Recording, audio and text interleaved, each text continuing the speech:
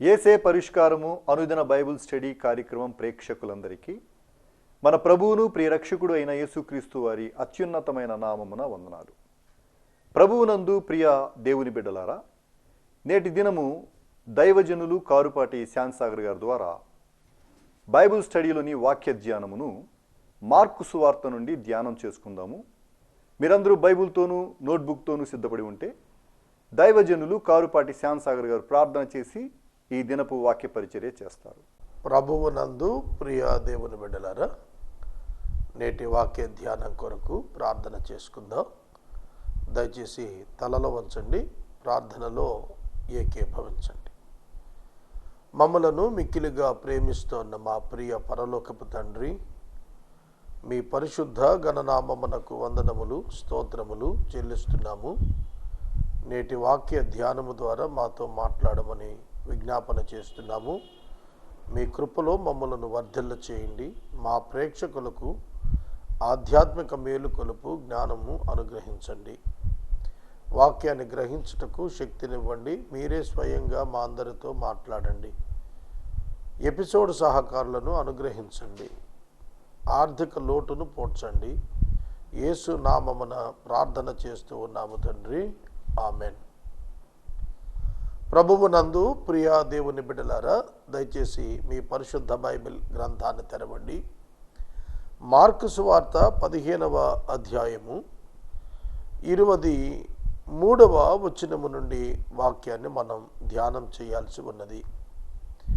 యేసుక్రీస్తు ప్రభువు వారికి పిలాతు మరణశిక్ష, శిలువ శిక్ష విధించాడు. మనుషులను సంతోషపెట్టడానికి అన్యాయపు తీర్పును తీర్చాడు పిలాతు యేసునకు శిక్ష విధించిన తరువాత ఆయనను యెరూషలేము వీధులలో త్రిప్పుతూ, ఆయనను హింసిస్తూ గొల్గొతా అనే స్థలానికి ఆయనను ఈడ్చుకుని వచ్చారు. గొల్గొతా అనే మాటకు అర్థం కపాల స్థలం. అబ్రహాము యొక్క కుమారుడైన ఇస్సాకును బలియిచ్చుట కొరకు తీసుకుని వచ్చిన స్థలం ఇదే. ఈ కపాల స్థలం వరకు ఆయన శిలువను మోసుకుని రావటానికి కురేనీయుడైన సీమోను అను ఒక వ్యక్తి యొక్క సహాయాన్ని వారు అందించారు. అలెగ్జాంద్రు రూపు అనేవారికి తండ్రి ఇతడు. ఇక 23వ వచనము చదివినప్పుడు ఒక శ్రేష్టమైన సత్యము ఇందున బోధపరచబడింది. 23వ వచనములోను 36వ వచనంలోను 2 పర్యాయాలు చేదు చిరకను గూర్చినటువంటి, స్పంజిను గూర్చినటువంటి వివరం కనిపిస్తోంది. చేదు చిరుక అది మత్తు పదార్థము. శరీరమున బాధ తెలియకుండా మరణం పొందటం కొరకు సిలువ వేయబడేటువంటి వారికి ఈ చేదు చిరకును అందించటం పరిపాటి, సాధారణమే. మత్తు పదార్థం తీసుకున్నవాడు, లేదంటే శరీరానికి మత్తు ఇవ్వబడిన వ్యక్తికి నొప్పి తెలియదు, నొప్పి యొక్క భారం తగ్గుతుంది. కనుక చేదు చిరకును ఇవ్వటం కర్టసీ సేక్. ఎంత క్రూరంగా సిలువలో ఒక వ్యక్తిని మరణానికి, శిక్షకు అప్పగించినా అతని పట్ల క్రూరత్వంతో పాటుగా కొంచెం కనికరం చూపేటట్లు ఈ యొక్క చేదు చిరకను త్రాగనిస్తారు. ఆ చేదు చిరక త్రాగితేనే ఆ శిక్ష యొక్క తీవ్రత భరించగలుగుతారు. అయితే యేసు దానికి భిన్నంగా చేదు చిరకను తృణీకరించారు. ప్రతి సిలువ వేయబడిన వ్యక్తి, దోషి, ఖైదీ చేదు చిరక తీసుకుంటారు, ఎందుకంటే గాయాలు, నొప్పులు తెలియకుండా. కానీ ఇక్కడైతే యేసు దానిని తృణీకరించారు. విల్ఫుల్ సఫరింగ్ అంటాం దీనిని. అంటే ఇష్టపూర్వకంగా బాధ అనుభవించడానికి యేసుక్రీస్తు ప్రభు ఆయన సన్నద్ధుడై సిలువలోనికి ప్రవేశించాడు. సోదరుడా, సోదరి, ఆయన వ్యసనాక్రాంతునిగాను, వ్యాధి నొందిన వానిగాను కనపడ్డాడు. అతడు మిక్కిలి బాధను అనుభవించిన వాడుగా కనపడ్డాడు అన్నాడు యెషయా ప్రవక్త. యెషయా ప్రవక్త యేసుని గూర్చి చెప్పినటువంటి మాటలు నెరవేరినట్లుగా ఆయన చేదు చెరకను తృణీకరించారు. దప్పికొనుచున్నాను అనేటువంటి మాట చెప్పిన సందర్భంలో స్పంజి చిరకలో ముంచి రెల్లున తగిలించి ఆయనకు త్రాగనిచ్చారు అన్నారు. త్రాగనిచ్చారు అన్నప్పుడు త్రాగాడని అర్థమిస్తుంది. ఒక పర్యాయం చేదు చిరకను తృణీకరించిన ఆయన స్పంజి చేత నీటిని అందించినప్పుడు ఆయన పుచ్చుకున్నారు. అక్కడ 5వ మాటలో దప్పికొనుచున్నాను, నేను దప్పికొనుచున్నాను అనే పదం పలికినప్పుడు యేసు భౌతిక దప్పికకు గురయ్యారు. లాస్ ఆఫ్ బ్లడ్, శరీరంలో నుండి రక్తం పోతోంది, ఆటోమేటిక్గా దప్పిక కలుగుతుంది, థర్స్టీనెస్ వచ్చేస్తుంది, కళ్ళు తిరుగుతాయి. లాస్ ఆఫ్ బ్లడ్ వల్ల డెత్ వచ్చేస్తుంది, మరణం వస్తుంది. కనుక శరీరంలో నుండి వివిధ గాయాలు గుండా రక్తం వెళ్ళిపోతున్నప్పుడు ఆయనకు దాహం అయింది.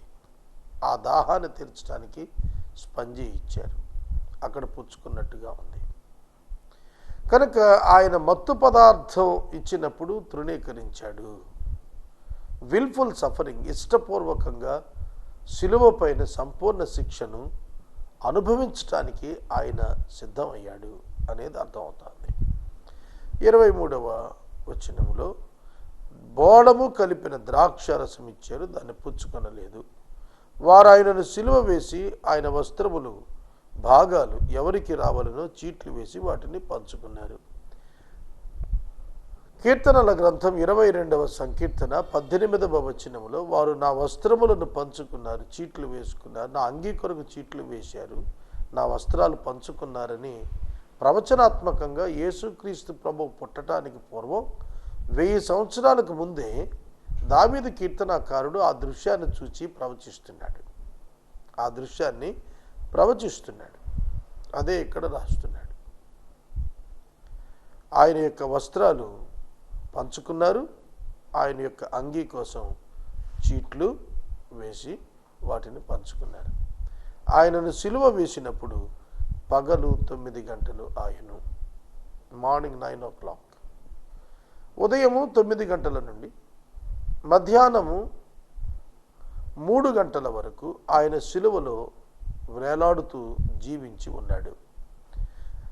3 గంటలకు ఆయన ప్రాణం విడిచారు. 6 గంటల వరకు ఆయన సిలువలోనే ఉంచబడ్డాడు. కనుక all together 9 hours on cross, but 6 hours Jesus is alive on the cross. 6 గంటలు యేసుక్రీస్తు ప్రభు సిలువ మీద వేలాడాడు. వేలాడి 7 మాటలు పలికాడు. 7 మాటలు పలికాడు. యేసు ఆ 7 మాటలు పలకకపోతే ఏమి జరిగినది సిలువలో అనేది ఎవరికి అర్థం కాదు, ఎవరికి అర్థం కాదు. కనుక సిలువలో ఏం జరిగింది అనేది మనం గ్రహించాలి. అనగా దేవుడు పాపి అయిన మానవునికి ప్రత్యామ్నాయంగా పరిశుద్ధుడైన మానవుణ్ణి ప్రవేశపెట్టాడు. పాపి స్థానంలో పవిత్రుడు ప్రవేశించాడు. దోషి స్థానంలో నిర్దోషి ప్రవేశించాడు. దోషి చేయలేకపోయిన దానిని నిర్దోషి తన ప్రాణ సమర్పణ చేత, తన రక్తం అర్పించుట చేత అతడు చేశాడు. ఆయన ప్రభు అయిన యేసుక్రీస్తు. సోదరుడా, సోదరి, పరిశుద్ధ లేఖనాలు జ్ఞాపకం చేస్తున్న అమోఘమైన సత్యం ఏమిటంటే, ఆ 7 మాటలలో యేసుక్రీస్తు ప్రభు మానవులకు సరి అయిన ప్రత్యామ్నాయంగా అవతరించాడు. మానవుల కొరకు రైట్ సబ్స్టిట్యూట్, సరి అయిన ప్రత్యామ్నాయం అయ్యాడు. అనగా ఆదాము పాపము చేసి ఏ స్థితిని అనుభవించాడు, యేసు పాపము చేయకుండానే దేవుని చేత విడవబడిన వాడై అదే స్థితిని అనుభవించాడు. దేవుని నుండి ఎడబాటు, మనుషుల నుండి ఎడబాటు, ప్రకృతి నుండి ఎడబాటు, మానసికంగా ఎడబాటు. ఈ ఎడబాటులు యేసుక్రీస్తు ప్రభువు సిలువలో అనుభవించాడు. కాబట్టి ఈ ఎడబాటులు వచ్చినప్పుడే యేసు ఆదామునకు అతని సంతానమునకు రైట్ సబ్స్టిట్యూట్, సరి అయిన ప్రత్యామ్నాయంగా మారతాడు. అక్కడ మొదటి ఆదాము ఏమి చెయ్యజాలకపోయాడో కడమ ఆదాముగా యేసుక్రీస్తు దానిని పరిపూర్ణం చేశాడు. ఆదాము పాపము చేసిన తర్వాత ఆ పాపము నుండి తాను విడిపించుకొని దేవుని యొద్దకు రాలేకపోయాడు. కానీ యేసు అయితే ఆయన పాపము చేయనివాడు గనుక పాపానికి శిక్ష అనుభవించిన తరువాత కూడా దేవునితో తనంతట తాను సమాధానాన్ని నెలకొల్పగలిగాడు. మొదటి ఆదాము చేయలేకపోయిన సమాధానాన్ని కడమ ఆదాము తన శరీరం ద్వారా, తన రక్తము ద్వారా, శిలువ ద్వారా చేసి చూపించాడు. సోదరుడా, సోదరి, కనుక శిలువలో ఏం జరిగింది అనేది మనకు అర్థమైతే రక్షణ ఎలాగ వచ్చినది మనకు అర్థమవుతుంది. ఆయనను శిలువ వేసినప్పుడు ఉదయము 9 గంటల ఆయన మరియు యూదుల రాజైన యేసు అని ఆయన మీద మోపబడిన నేరమును వ్రాసి పైగా ఉంచిరి. చూడండి, పిలాతు చేసినటువంటి పనులు విచిత్రంగా అనిపిస్తాయి. పిలాతు యేసు నిర్దోషి అని తెలిసి, సత్యమని తెలిసి యేసును సిలువకు అప్పగించేశాడు. ఒక ప్రక్క యేసును సిలువకు అప్పగించి ఆయన యొక్క శిరస్సు పైన విలాసం మీద 3 భాషల్లో, హిబ్రీ భాష, గ్రీకు భాష, లాటిన్ భాష, ఈ 3 భాషలలో యేసుక్రీస్తు, నజరేయుడైన క్రీస్తు అనేటువంటి మాట వ్రాసి ఉంచాడు. నజరేయుడైన యేసు, INRI, యూదుల రాజు నజరేయుడైన యేసు. యూదుల రాజు ఇడోరియన్, నాజరస్, రెక్స్, ఇడోరియన్. INRI, ఈసూస్ నాజరస్, ఈసూస్ నాజరస్, నజరేయుడైన యేసు. రెక్స్ ఇడోరియన్, ఇడోరియన్ అంటే యూదుడు, రెక్స్ అంటే కింగ్, రెక్స్ అంటే కింగ్. కనుక ఈసూస్ నాజరస్, ఈసూస్ నాజరస్ అంటే, నాజరస్ అంటే నజరేతు వాడు. ఈసూస్ అన్నప్పుడు Jesus, Jesus of Nazareth, the king of juice అని వ్రాశాడు. 3 భాషల్లో వ్రాసి పిలాసాన్ని పెట్టాడు. ప్రజలు అభ్యంతరపడ్డారు, వెళ్ళి అడిగారు పిలాతు, నేను వ్రాసింది ఏదో వ్రాశాను, గెట్ అవుట్ అన్నాడు, బయటికి పోమన్నాడు. అర్థమవుతుందా? అప్పటికే చాలా తీవ్రమైన మనస్తాపం పొందున్నాడు. ఒక విధంగా ఓడిపోయిన వాడిగా ఉన్నాడు పిలాతు, ఒక విధంగా కాంప్రమైజ్డ్ వన్గా ఉన్నాడు, భయపడ్డవాడిగా కనిపించాడు. సోదరుడా, సోదరి, యూదుల రాజైన యేసు అని ఆయన మీద మోపబడిన నేరం, ఆయన మీద మోపబడిన నేరం, ఆ నేరం క్రింద ఆయన సిలువకు వెళ్తున్నాడు. యూదుల రాజు అనే దేశ ద్రోహం కింద ఆయనను సిలువకు అప్పగిస్తున్నట్లుగా ఆనాటి ప్రజలు భావించారు. అయితే యేసుక్రీస్తునకు కుడివైపున ఒకరిని, ఎడమ వైపున ఒకరిని, 2 బందిపోటు దొంగలను ఆయనతోడు కూడా సిలువ వేశారు. ఒకడి పేరు సెప్టాస్, రెండవ వాని పేరు డెస్మాస్. ఈ సెప్టాస్, డెస్మాస్లు కుడి ఒకడు, ఎడమ ఒకడు సిలువ వేయబడ్డారు. యేసు ఎక్కిన ఆ సిలువ వాస్తవానికి బరబ్బాస్, బరబ్బాస్ ఎక్కవలసిన సిలువ, బరబ్బాస్ ఎక్కవలసిన సిలువ జీసస్ క్రైస్ట్ ఎక్కారు. బర్ ప్లస్ అబ్బా, తండ్రి కుమారుడు ఎక్కాల్సిన సిలువ మనుష్య కుమారుడు, అదే తండ్రి యొక్క కుమారుడు ఆ సిలువ ఎక్కాడు. ఒక మాటలో చెప్పాలంటే బందిపోటు అయిన బరబ్బ తండ్రి యొక్క కుమారుడు అని అర్థాన్ని ఇస్తుంటే యేసు కూడా తండ్రి యొక్క కుమారుడే. బరబ్బాస్ అనే పదం ఆధ్యాత్మికంగా యేసుకు వర్తిస్తుంది. తండ్రి యొక్క కుమారుడు యేసు. ఆయన బరబ్బాసుని విడుదల చేసి ఆయన సిలువ మీదకు వచ్చాడు. తండ్రి బిడ్డలంగా మనలను విమోచించడానికి ఏకైక కుమారుడైన యేసుక్రీస్తు సిలువకు తన ప్రాణాన్ని అప్పగించుకున్నాడు. సహోదరుడా, సహోదరి, కుడివైపు ఒకడు, ఎడమవైపు ఒకడు బందిపోటు దొంగలు ఆయనతో కూడా సిలువ వేయబడ్డారు. అప్పుడు ఆ మార్గాన వెళుచున్న వారు తలలు ఊపుచూ, ఆహా, దేవాలయమును పడగొట్టి 3 దినములలో కట్టువాడా, శిలువ మీద నుండి దిగి నిన్ను నీవే రక్షించుకొనమని చెప్పి ఆయనను దూషించిరి. దేవాలయమును పడగొట్టి 3 దినములలో కట్టువాడ. యేసుకు కామన్ పబ్లిక్ ఇచ్చిన టైటిల్ ఏమిటో తెలుసా? దేవాలయమును పడగొట్టి 3 దినములలో కడతానని వాగ్దానం చేసిన వాడా. ఆనాటి ప్రజలకు అర్థం కాలేదు. యేసు తన దేహమును దేవాలయాన్ని చంపితే 3వ దినాన పునరుద్ధారణై లేస్తానని వారికి చెప్పిన మాట వారికి గ్రహింపు కాలేదు. శిష్యులకే గ్రహింపు అవ్వలేదు. శిష్యులు వెళ్ళి ఆ యొక్క 3వ దినాన ఆయన లేచే సమయానికి సమాధి దగ్గర కూర్చోవాలి, ప్రభు లేస్తా అన్నారు కదా అని. కానీ వాళ్ళు అలా లేరు. కాబట్టి they didn't believe it. They didn't believe the word of resurrection. ఈ పునరుత్థానం అనేటువంటి మాట వారు నమ్మలేకపోయారు, విశ్వసించలేకపోయారు. అటువంటి దుస్థితి ఉన్నది. కుడివైపున ఒక దొంగ, ఎడమ వైపున దొంగ ఉన్నాడు. అప్పుడు ఆ మార్గమును వెళ్ళుచున్న వారు తలలోపుచు దేవాలయమును పడగొట్టి 3 దినాల్లో కట్టువాడ, శిలువ మీద నుండి దిగి నిన్ను నీవే రక్షించుకునము అని చెప్పి ఆయనను దూషించిరి. శిలువ మీద నుండి నీవు దిగి వచ్చి నిన్ను నీవు రక్షించుకో, మేము నిన్ను అంగీకరిస్తాం. చాలా జాగ్రత్తగా వినాలి. మేము నిన్ను అంగీకరిస్తాం. ఎప్పుడో తెలుసా? నువ్వు శిలువ దిగి వస్తే. మేము చూచిన తర్వాత అంగీకరిస్తాం. యేసు శిలువ మీద నుండి దిగి రాగలడా రాలేడా? ప్రశ్న. యేసు శిలువ మీద నుండి దిగి రాగలడా రాలేడా? ఖచ్చితంగా రాగలడు, కానీ రాడు. ఎందుకంటే తండ్రి చిత్తం నెరవేర్చాలి కనుక రాకుండా అక్కడే ఉండిపోయాడు. కనుక హ్యూమన్ ఛాలెంజెస్కు దేవుడు ఎప్పుడు రెస్పాండ్ అవ్వడు. గుర్తుపెట్టుకోండి ప్రధాన పాఠం.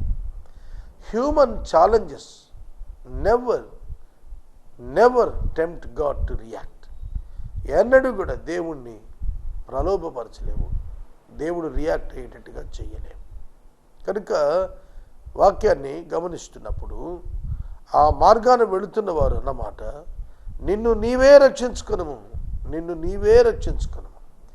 ఎప్పుడైతే మార్గంలో వెళుతున్న వాళ్ళు ఇలా అన్నారో, శిలువ మీద ఉన్న 2 దొంగలు కూడా నిన్ను నీవు రక్షించుకుని మమ్ములను కూడా రక్షించమన్నారు. నిన్ను నీవు రక్షించుకుని మమ్మును కూడా రక్షించమని పరిహాసము చేసి దూషించి ఇరువురు కలిసి దూషిస్తున్నారు.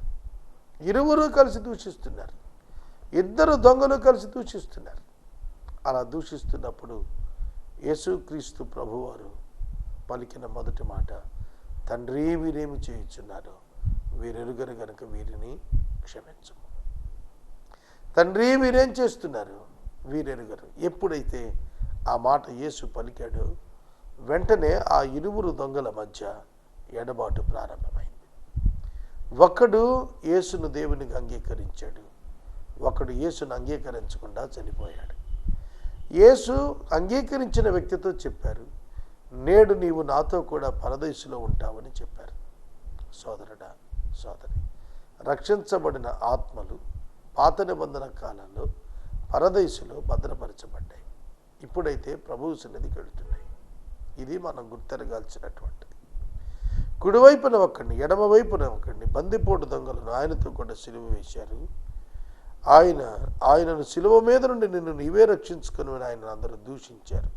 అట్లు శాస్త్రులు, ప్రధాన యాజకులు అపహాస్యం చేస్తూ వీడు ఇతరులను రక్షించెను, తన్ను తాను రక్షించుకొనలేడు. చూడండి, ఇవాళ మన సోషల్ మీడియాలో చాలా ఛాలెంజెస్ ఎదుర్కొంటున్నాము.